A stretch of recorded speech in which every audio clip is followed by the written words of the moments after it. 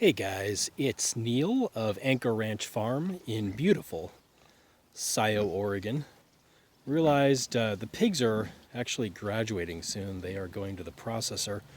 And I hadn't given you folks a tour of how we keep them out in the field. I've got a bunch of footage of one of the moves we did of the pigs.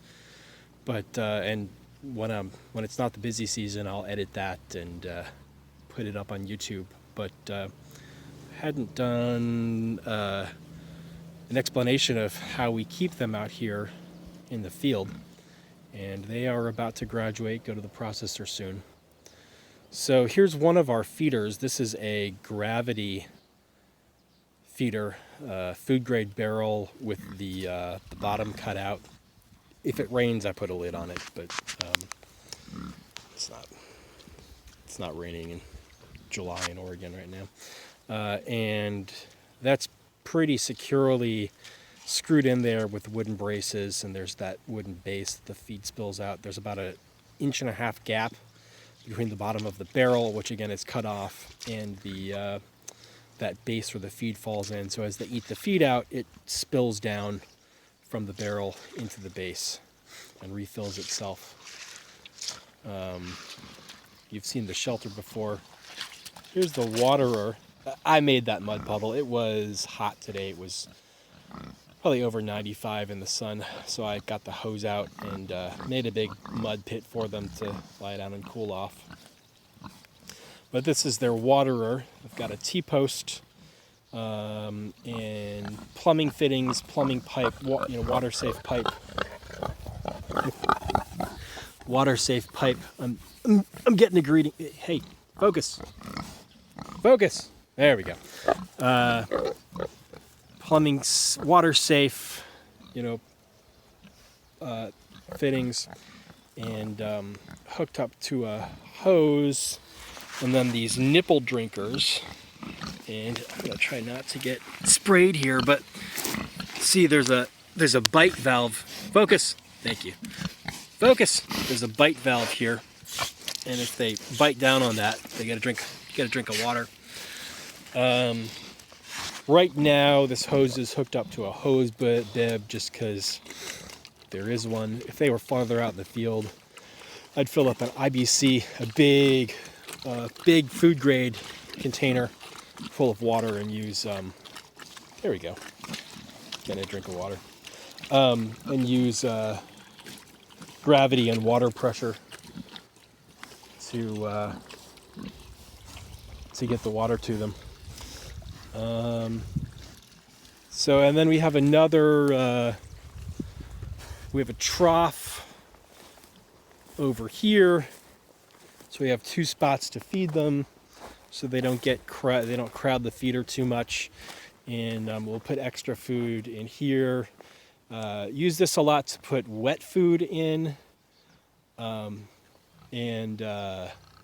treats. Like our lane has a bunch of kind of wild apple trees on it.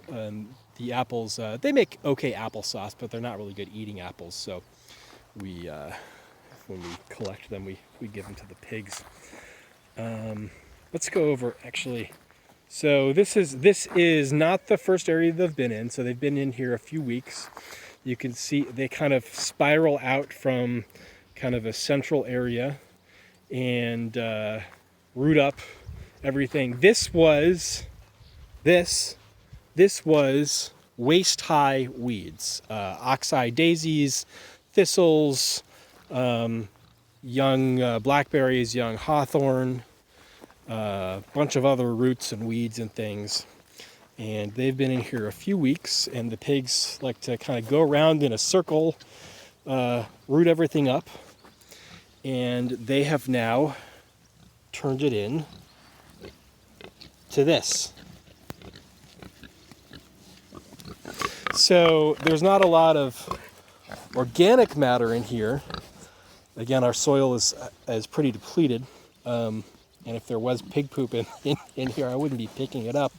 But they've pig-tilled it pretty well, and pigs will go off of here, and the rainy season will come. I'll let it rain, and then I am going to plant some some fruit trees in here, probably next spring. So that's what we use the pigs to do, to clear.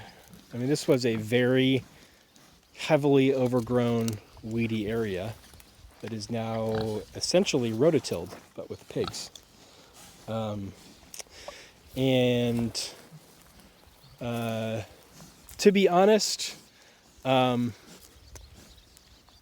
probably would have taken the pigs out of here about 10 days ago if they were not going to the processor in a couple days.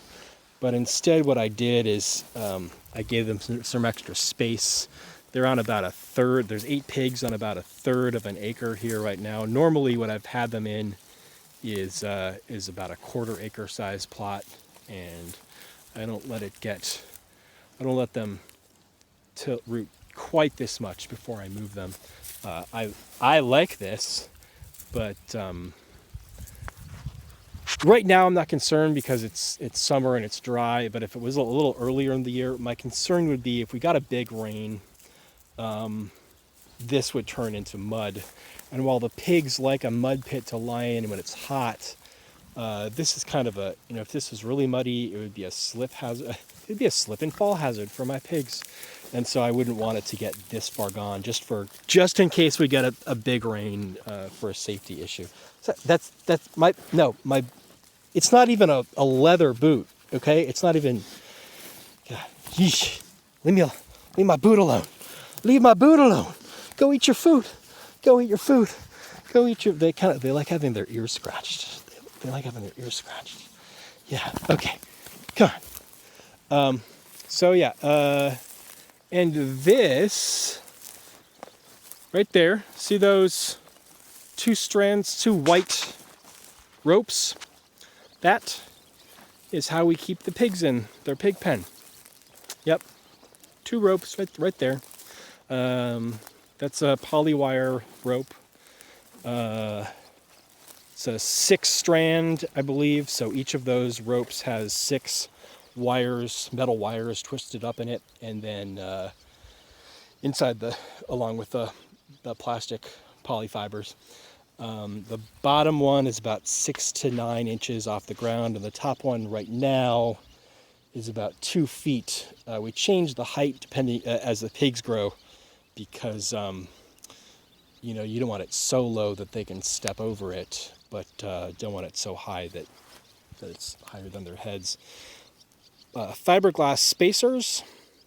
The electric line is, this is electrified, by the way. We've got a Speedrite charger, 6 joules. The voltage is variable, but it's hot. It's it's not deadly, but I've touched it far more than the pigs have, and yeah, you want to stop touching it as soon as you brush up against it.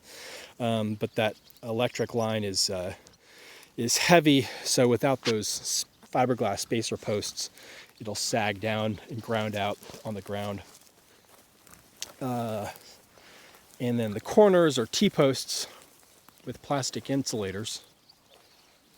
And that's what keeps the pigs in, Here we are. Here we're inside the pig pen. Now we're outside the pig pen. And here we are back inside the pig pen.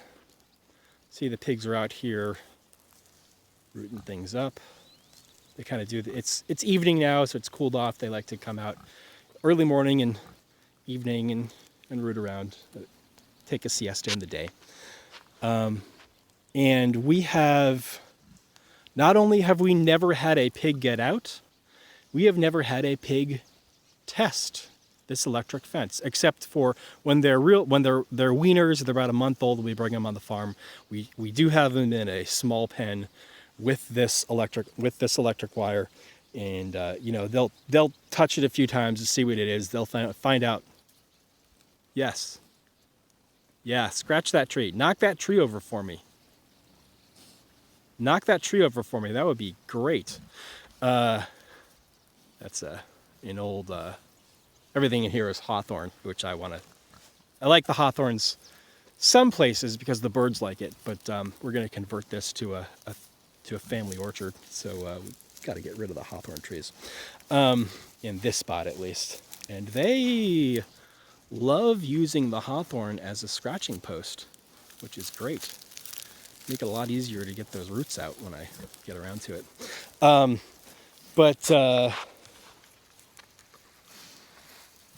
Where were we? I lost my train of thought. Hi guys, I'm Neil of... No, we don't need to start over.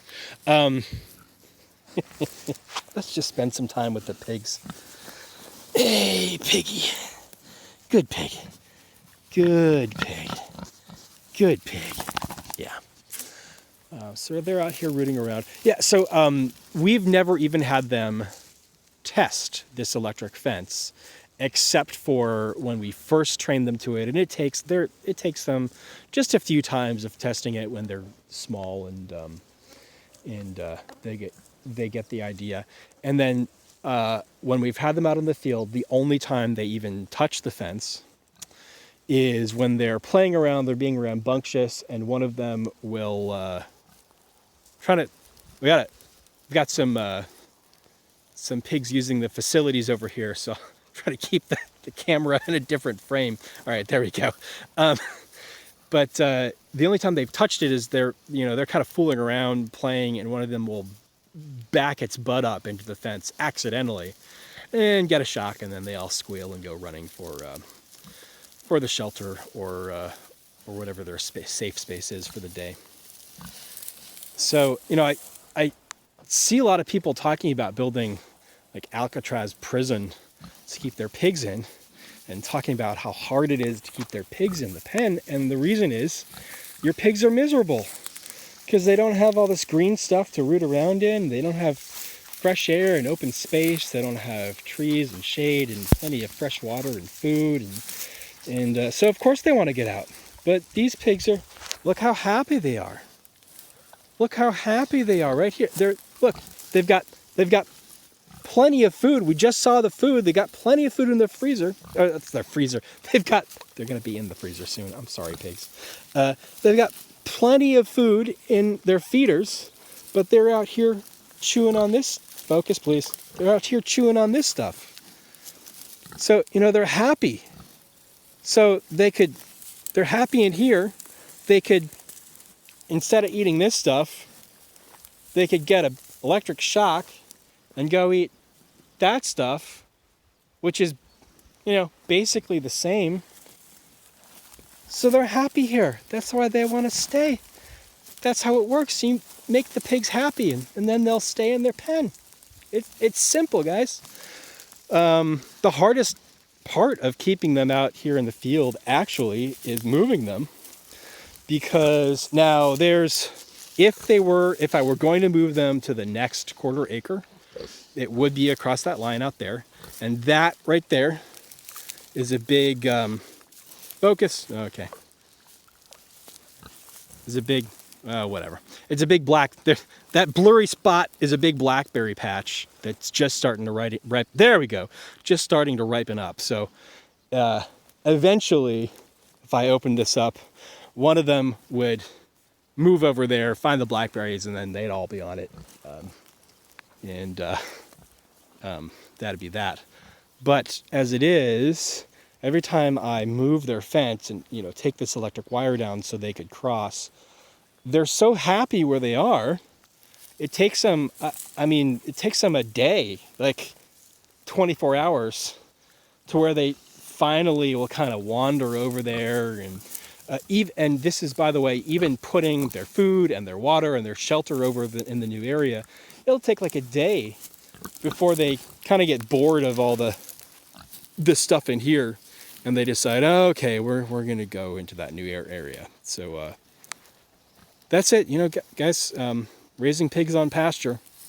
Give them room, plenty of food, water, good shelter, a variety of plants, not just one, and keep them happy. There you go.